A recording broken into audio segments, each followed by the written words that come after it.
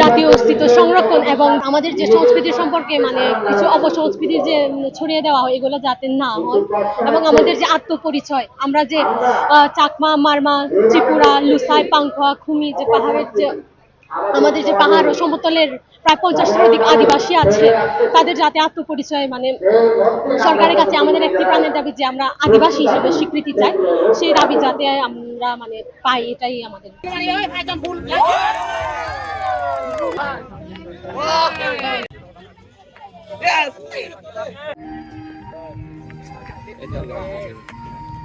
নতুন বছরে আমাদের প্রত্যাশা হচ্ছে আমাদের আদিবাসীদের অধিকারগুলো যাতে আমাদের সংস্কৃতিগুলো পরিপূর্ণভাবে আমরা অধিকারগুলো পাই, আমাদের সরকারের কাছে এই দাবি।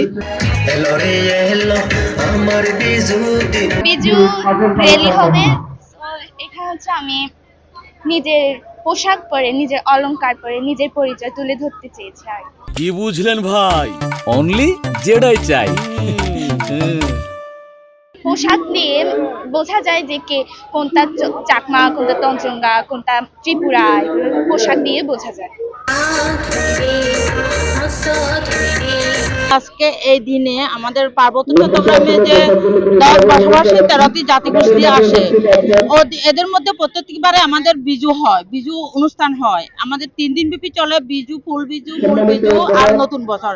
এই দিবসটিকে আমরা যথাযথভাবে পালন করি আর কি। এবং পার্বত্য চট্টগ্রামে আমাদের 1997 সালে যে পার্বত্য চট্টগ্রামে চুক্তি স্বাক্ষরিত হয়েছে, সেই চুক্তির মৌলিক যে বিষয়গুলো বাস্তবায়িত না হওয়ার ফলে আমরা আমাদের পার্বত্য চট্টগ্রামের যুম্ম জনগণের মানে হতাশা হয়ে পড়ছে আর কি। এই জন্য আমরা পার্বত্য চট্টগ্রামের চুক্তি বাস্তবায়ন করার জন্য আমি বর্তমান সরকারকে এই বিনীতভাবে আহ্বান জানাচ্ছি আর কি। আমরাও বাংলাদেশের নাগরিক, আমরাও মানুষ, আমরা মানুষের মতো মানুষ হয়ে বেঁচে থাকতে চাই, এর বেশি আমরা কিছুই চাই না। এই বিজুর পবিত্র দিনে রাজনীতির অধিকারের কথা, চুক্তি বাস্তবায়নের কথা আমাদেরকে বলতে হচ্ছে, কারণ চুক্তি বাস্তবায়ন বা রাজনৈতিক অধিকার আত্মনিয়ন্ত্রণ অধিকারের সাথে অঙ্গাঙ্গিভাবে জড়িত এই বিজু।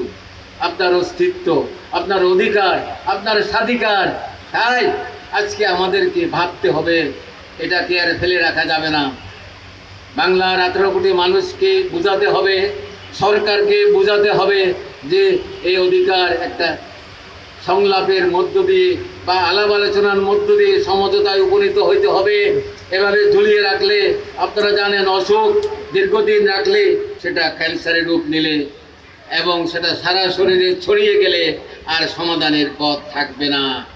তাই এখনো সময় আছে, নতুন সরকার এসছে, আমরা আশা রাখবো এই সরকার যাতে করে এগিয়ে আসে সদিচ্ছা নিয়ে, ইতিবাচক দৃষ্টিভঙ্গি নিয়ে।